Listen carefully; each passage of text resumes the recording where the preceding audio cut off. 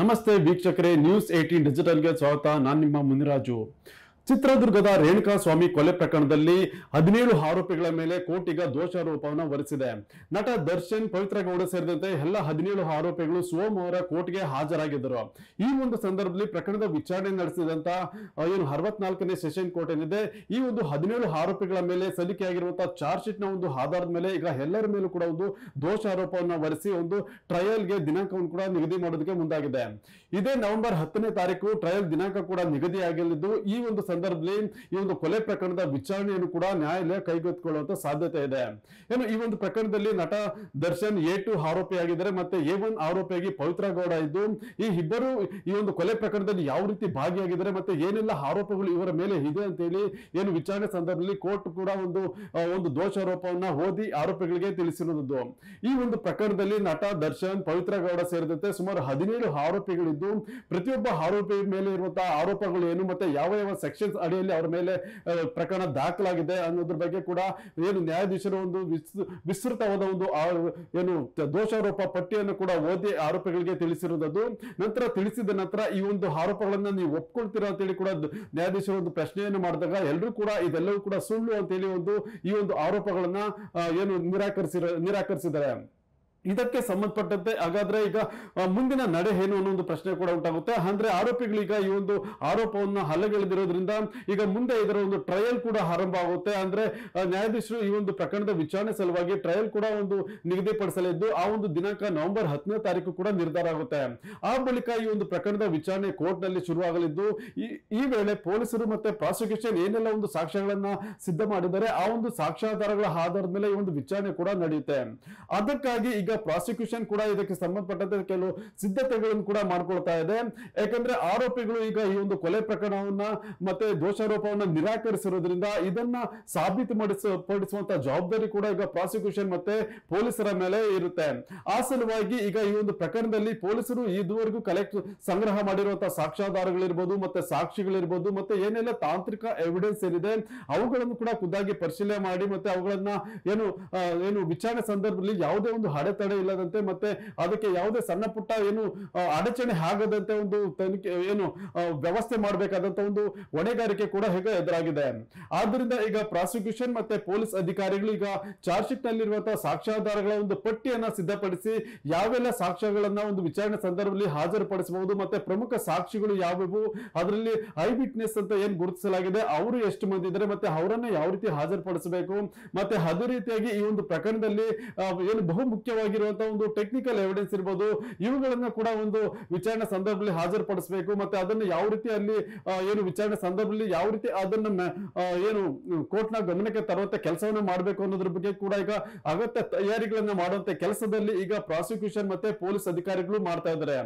ಈಗಾಗಲೇ ಈ ಒಂದು ಪ್ರಕರಣದಲ್ಲಿ ತಾಂತ್ರಿಕ ಸಾಕ್ಷ್ಯಗಳಿಗೆ ಸಾಕಷ್ಟು ಸಾಕ್ಷ್ಯಗಳನ್ನ ಸಂಗ್ರಹ ಮಾಡಿದರೆ ಒಟ್ಟು 272ಕ್ಕೂ ಹೆಚ್ಚು ಸಾಕ್ಷಿಗಳನ್ನ ಈ ಒಂದು ಕೊಲೆ ಪ್ರಕರಣದಲ್ಲಿ ಪೊಲೀಸರು ಸಂಗ್ರಹ ಮಾಡಿರೋದ್ರಿಂದ ಅದರಲ್ಲಿ ಪ್ರಮುಖ ಸಾಕ್ಷಿಗಳಾಗಿ ಎಷ್ಟನ್ನ ಪರಿಗಣನೆ ಮಾಡಬೇಕು ಮತ್ತೆ ಯಾರ್ಯಾರನ್ನ ಸಾಕ್ಷಿಗಳ ವಿಚಾರಣೆ ಸಂದರ್ಭದಲ್ಲಿ ಪ್ರೊಡ್ಯೂಸ್ ಮಾಡಬೇಕು ಅನ್ನೋದ್ರ ಬಗ್ಗೆ ಕೂಡ ಈಗ ಪ್ರಾಸಿಕ್ಯೂಷನ್ ಒಂದು ಪಟ್ಟಿಯನ್ನ ತಯಾರಿ ಮಾಡುವಂತ ಕೆಲಸದಲ್ಲಿ ಈಗ ಮಗ್ನರಾಗಿರೋದು.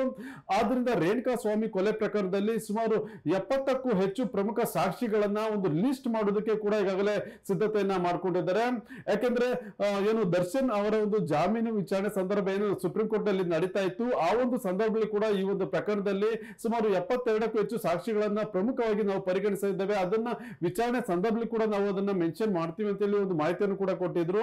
ಆ ಸಲುವಾಗಿ ಈಗ ಈ ಒಂದು ಪ್ರಕರಣದಲ್ಲಿ ಇರುವಂತಹ ಪ್ರಮುಖ ಹೈ ವಿಟ್ನೆಸ್ ಗಳಿರ್ಬೋದು ಮತ್ತೆ ಈ ಒಂದು ವಿಚಾರಣೆ ಸಂದರ್ಭದಲ್ಲಿ ಲಭ್ಯ ಇರುವಂತಹ ಒಂದು ಸಾಕ್ಷ್ಯಾಧಾರಗಳು ಏನೆಲ್ಲ ಪತ್ತೆ ಆಗಿತ್ತು ಅವೆಲ್ಲವನ್ನೂ ಕೂಡ ಈಗ ಕ್ರೋಢೀಕರಿಸಿ ಒಂದು ಪಟ್ಟಿ ಮಾಡುವಂತ ಕೆಲಸವನ್ನು ಕೂಡ ಈಗ ಪ್ರಾಸಿಕ್ಯೂಷನ್ ಮತ್ತೆ ಪೊಲೀಸ್ ಇಲಾಖೆಯಿಂದ ನಡೀತಾ ಇದೆ. ಆದ್ರಿಂದ ನವೆಂಬರ್ 10ನೇ ತಾರೀಕು ಈ ಒಂದು ಪ್ರಕರಣದ ವಿಚಾರಣೆ ಶುರುವಾಗುತ್ತೆ. ಅವತ್ತು ಈ ಒಂದು ಸಾಕ್ಷ್ಯಾಧಾರಗಳ ಪಟ್ಟಿಯನ್ನು ಕೂಡ ಕೋರ್ಟ್ಗೆ ಕೊಡುವಂತ ಸಾಧ್ಯತೆ ಕೂಡ ಇರುವಂತದ್ದು. ಇನ್ನು ಉಳಿದಂತೆ ಆರೋಪಿಗಳ ಸಿಡಿಐ ರಿಪೋರ್ಟ್ಸ್ ಇರಬಹುದು ಮತ್ತೆ ಸಿಸಿಟಿವಿ ಫುಟೇಜ್ ಒಂದು FSL ರಿಪೋರ್ಟ್ಸ್ ಇರಬಹುದು, ಆರೋಪಿಗಳು ಧರಿಸಿದಂತ ಒಂದು ಬಟ್ಟೆಗಳ ಮೇಲೆ ಕಲೆ ಇತ್ತು ಆ ಒಂದು ಕಲೆಗೆ ಸಂಬಂಧಪಟ್ಟಂತೆ FSL ರಿಪೋರ್ಟ್ಸ್ ಇರಬಹುದು, ಮತ್ತೆ ಆರೋಪಿಗಳ ಫುಟ್ ಪ್ರಿಂಟ್ಸ್ ಇರಬಹುದು, ಮತ್ತೆ ಚಪ್ಪಲಿ ಮತ್ತೆ ಶೂಗಳ ಮೇಲೆ ಇದ್ದಂತಹ ಒಂದು ರಕ್ತದ ಕಲೆಗಳ ಒಂದು FSL ರಿಪೋರ್ಟ್ಸ್ ಇರಬಹುದು, ಮತ್ತೆ ಏನು ಆರೋಪಿಗಳು ಓಡಾಡಿರುವಂತಹ ಸಿಸಿಟಿವಿ ಫುಟೇಜ್ ಅನ್ನ ಏನೇನು ಸಂಗ್ರಹ ಮಾಡಿದ್ರು ಎಲ್ಲವನ್ನೂ ಕೂಡ ಒಂದು ಏನು ಒಂದು ಲಿಸ್ಟ್ ಅನ್ನ ಮಾಡ್ತಾರೆ. ಮತ್ತೆ ಅದಕ್ಕೆ ಸಂಬಂಧಪಟ್ಟಂತೆ FSL ಇಂದ ಬಂದಿರುವಂತಹ ರಿಪೋರ್ಟ್ಸ್ ಏನಿದೆ ಅದನ್ನು ಕೂಡ ಪಟ್ಟಿ ಮಾಡಿ ಈ ಒಂದು FSL ರಿಪೋರ್ಟ್ಸ್ ಅನ್ನ ರೆಡಿ ಮಾಡಿದಂತ ಒಂದು ಅಧಿಕಾರಿಗಳೇನಿದ್ರೆ ಅವರ ಒಂದು ಸಾಕ್ಷ್ಯಾಧಾರಗಳ ಒಂದು ಹೇಳಿಕೆ ಕೂಡ ಬೇಕಾಗುತ್ತೆ. ಅದರಿಂದ ಆ ಒಂದು ಅಧಿಕಾರಿಗಳ ಒಂದು ಲಿಸ್ಟ್ ಅನ್ನು ಕೂಡ ತಯಾರಿ ಮಾಡಿ ಪ್ರಾಸಿಕ್ಯೂಷನ್ ಇದನ್ನ ಸಿದ್ಧಪಡಿಸುವಂತ ಕೆಲಸದಲ್ಲಿ ಈಗ ಮಗ್ನರಾಗಿರೋದು. ಮತ್ತೆ ಈ ಒಂದು ಪ್ರಕರಣದ ಟ್ರಯಲ್ ಶುರುವಾದ ಸಂದರ್ಭದಲ್ಲಿ ಎಲ್ಲವನ್ನೂ ಕೂಡ ಪ್ರೊಡ್ಯೂಸ್ ಮಾಡಿ ವಿಚಾರಣೆ ಸಂದರ್ಭದಲ್ಲಿ ಯಾವುದೇ ಒಂದು ಅಡೆತಡೆ ಮತ್ತೆ ಅಡ್ಡಿ ಉಂಟಾಗಬಾರ್ದು ಅಂತೇಳಿ ಈಗ ಮುನ್ನೆಚ್ಚರಿಕೆ ಸಲುವಾಗಿ ಈ ಒಂದು ಪ್ರೊಸೀಜರ್ ಅನ್ನ ಏನು ಪ್ರಕ್ರಿಯೆಗಳನ್ನ ಈಗ ಮಾಡೋದಕ್ಕೂ ಕೂಡ ಈಗ ಮುಂದಾಗ್ತಾ ಇದ್ದಾರೆ. ಆದ್ರಿಂದ ಈ ಒಂದು ಪ್ರಕರಣದಲ್ಲಿ ಈಗಾಗಲೇ ನಟ ದರ್ಶನ್ ಇರ್ಬೋದು ಮತ್ತೆ ಪವಿತ್ರ ಗೌಡ ಸೇರಿದಂತೆ 6 ಮಂದಿ ಈಗ ಜೈಲಿನಲ್ಲಿ ಇದ್ದಾರೆ. ಇನ್ನು ಉಳಿದಂತ ಏನು 11 ಮಂದಿ ಕೂಡ ಈಗ ಹೊರಗಡೆ ಇದ್ದಾರೆ. ಅದರಲ್ಲಿ ಪ್ರದೂಷ್ ಏನಿದ್ರೆ ಅವರು ಒಂದು ಜಾಮೀನಿನ ಮೇಲೆ ಸದ್ಯ ಈಗ ಹೊರಗಡೆ ಇರೋದು.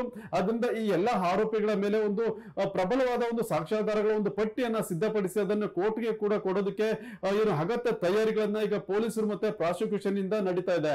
ಸದ್ಯ ನವೆಂಬರ್ 10ನೇ ತಾರೀಕು ಈ ಒಂದು ಟ್ರಯಲ್ಗೆ ದಿನಾಂಕ ನಿಗದಿ ಆಗುವಂತ ಸಾಧ್ಯತೆಗಳು ಕೂಡ ಇರೋದ್ರಿಂದ ಅವತ್ತು ವಿಚಾರಣೆ ಏನಾದ್ರೂ ಆರಂಭ ಆದಲ್ಲಿ ಈ ಒಂದು ಪಟ್ಟಿ ಕೂಡ ಕೋರ್ಟ್ಗೆ ಸಲ್ಲಿಕೆ ಆಗುತ್ತೆ. ಈಗಾಗಲೇ ಏನು ಆರೋಪಿಗಳ ಮೇಲೆ ಒಂದು ಕೋರ್ಟ್ ಒಂದು ದೋಷಾರೋಪವನ್ನು ಹೊರಿಸಿದ ಬಳಿಕ ಈಗ ಎಲ್ಲರೂ ಕೂಡ ಇದು ಸುಳ್ಳು ಅಂತೇಳಿ ಕೂಡ ಅವರು ಅಲ್ಲಿ ಕೋರ್ಟ್ ನಲ್ಲಿ ಈ ಒಂದು ಆರೋಪಗಳನ್ನ ನಿರಾಕರಿಸಿದ್ದಾರೆ. ಅದನ್ನ ಸಾಬೀತುಪಡಿಸುವಂತ ಹೊಣೆಗಾರಿಕೆ ಈಗ ಪೊಲೀಸ್ ಇಲಾಖೆ ಮತ್ತೆ ಪ್ರಾಸಿಕ್ಯೂಷನ್ ಮೇಲೆ ಇರೋದ್ರಿಂದ ಅದನ್ನ ಕೋರ್ಟ್ ನ ವಿಚಾರಣೆ ಸಂದರ್ಭದಲ್ಲಿ ಯಾವ ರೀತಿ ಒಂದು ಇದನ್ನ ನಿಭಾಯಿಸ್ತಾರೆ ಮತ್ತೆ ಏನೆಲ್ಲ ಒಂದು ಸಾಕ್ಷ್ಯಾಧಾರಗಳನ್ನ ಪ್ರೊಡ್ಯೂಸ್ ಮಾಡ್ತಾರೆ ಅನ್ನೋದು ಕೂಡ ಕಾದು ನೋಡ್ಬೇಕಾಗುತ್ತೆ. ಸದ್ಯ ಈಗಾಗಲೇ ಏನು ಇಷ್ಟು ದಿನದಿಂದ ಒಂದು ಕುತೂಹಲ ಇತ್ತು, ಯಾವಾಗ ಈ ಒಂದು ಪ್ರಕರಣದ ಒಂದು ಚಾರ್ಜ್ ಫ್ರೇಮ್ ಆಗುತ್ತೆ, ಯಾವಾಗ ಆರೋಪಿಗಳ ಮೇಲೆ ಒಂದು ದೋಷಾರೋಪ ಹೊರಿಸಲಾಗುತ್ತೆ ಅನ್ನೋ ಒಂದು ವಿಚಾರ ಕೂಡ ಸಾಕಷ್ಟು ಚರ್ಚೆಗೀಡಾಗಿತ್ತು. ಸದ್ಯ ಈಗ ಅದು ಸೋಮವಾರ ಈ ಒಂದು ದೋಷಾರೋಪ ಹೊರಿಸುವಂತಹ ಪ್ರಕ್ರಿಯೆ ಕೂಡ ಮುಕ್ತಾಯವಾಗಿದೆ. ಇನ್ನು ಈ ಒಂದು ಕೊಲೆ ಪ್ರಕರಣದ ಟ್ರಯಲ್ ಕೂಡ ಈಗ ಶುರು ಆಗಬೇಕಾಗಿತ್ತು. ತುಂಬಾ ಕುತೂಹಲಕ್ಕೆ ಈ ಒಂದು ಪ್ರಕರಣ ಕಾರಣ ಆಗ್ತಾ ಇದೆ. ಇದು ಇವತ್ತಿನ ವಿಶೇಷ. ಮುಂದೆ ಇದೇ ರೀತಿಯ ಸುದ್ದಿಗೋಸ್ಕರ ನೋಡ್ತಾ ಇರಿ News18 ಡಿಜಿಟಲ್ ಕನ್ನಡ. ನಿರ್ಭೀತ, ನಿಷ್ಪಕ್ಷಪಾತ, ವಿಶ್ವಾಸಾರ್ಹ ಸುದ್ದಿಗಳಿಗೆ ಮತ್ತೊಂದು ಹೆಸರಾಗಿರುವ News18 ಕನ್ನಡ ಈಗ ಆಪ್ನಲ್ಲೂ ಲಭ್ಯವಿದೆ. ದಯವಿಟ್ಟು ಇಲ್ಲಿರುವ QR ಕೋಡ್ ಸ್ಕ್ಯಾನ್ ಮಾಡಿಕೊಂಡು ಆಪ್ ಡೌನ್ಲೋಡ್ ಮಾಡೋದಕ್ಕೆ ಮರಿಬೇಡಿ. ನಿಮ್ಮ ಬೆಂಬಲ ಹೀಗೆ ಸದಾ ನಮ್ಮೊಂದಿಗಿರಲಿ. ಧನ್ಯವಾದ.